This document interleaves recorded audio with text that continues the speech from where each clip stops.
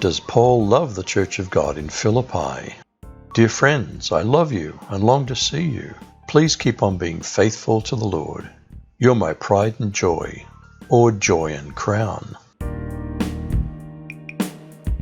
Can even a wonderful church have some squabbles? What was Paul's plea to two women? I urge Euodia and I urge Syntyche to live in harmony in the Lord.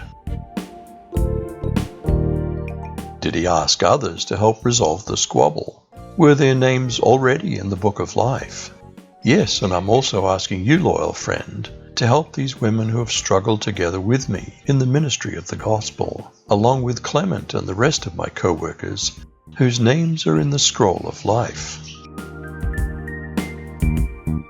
What's our principal cause for rejoicing? Rejoice in the Lord always. Again I will say, rejoice. Rather than a church fight, what should we be known for? Let your graciousness be known to everyone. The Lord is near. How should we handle misunderstandings? Be careful for nothing, for in everything by prayer and supplication, or petition, with thanksgiving let your requests be made known to God. What happens when we let go of grievances and let God take care of things? And the peace of God, which surpasses all comprehension, will guard your hearts and minds in Christ Jesus. What are the best things to think about all day long? Finally, brothers and sisters, whatever's true, whatever's noble, whatever's right, whatever's pure, whatever's lovely, whatever's admirable, if anything's excellent or praiseworthy, think about such things. Should a church leader be an example? The things which you learned and received and heard and saw in me, these do, and the God of peace will be with you. Was Paul grateful to this church? How I praise the Lord that you're concerned about me again. I know you've always been concerned for me, but you didn't have the chance to help me. Is this one of life's greatest lessons? Not that I speak because of lack, for I've learned in whatever state I am to be content in it. I know how to be humbled, and I also know how to abound.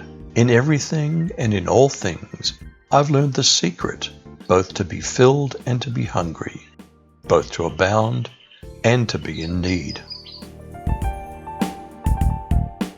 How can we endure? I can endure all these things through the power of the one who gives me strength. How did they help Paul? It was good of you to help me when I was having such a hard time. How generous was the church of God in Philippi? And you Philippians yourselves know that in the beginning of the gospel, when I left Macedonia, no church entered into partnership with me in giving and receiving, except you only. Did they give offerings to his missionary needs elsewhere? For even in Thessalonica, you sent gifts for my needs several times. What is a gift in reality? Not because I desire a gift, but I desire fruit that may abound to your account. How grateful was Paul for their kindness. But I've received everything in full and have an abundance. I'm amply supplied, having received from Epaphroditus what you've sent, a fragrant aroma, an acceptable sacrifice, pleasing to God. Does God supply? And my God will meet all your needs according to the riches of his glory in Christ Jesus. Who does Paul praise? Now to our God and Father be glory forever and ever. Amen. Are all Christians saints? Give my greetings to each of God's holy people, or saints, all who belong to Christ Jesus. The brothers who are with me send you their greetings, and all the rest of God's people, or saints, send you greetings too. especially those in Caesar's household. Do we have a spirit? The grace of Lord Jesus Christ be with your spirit. The Church of God at Philippi was Paul's joy and crown. Even the most wonderful of churches can have some disputes, like that between two great servants. What should we be thinking of? Whatever's true, noble, right, pure, lovely, admirable, excellent, or praiseworthy. Do we occupy our minds with positive or negative thoughts?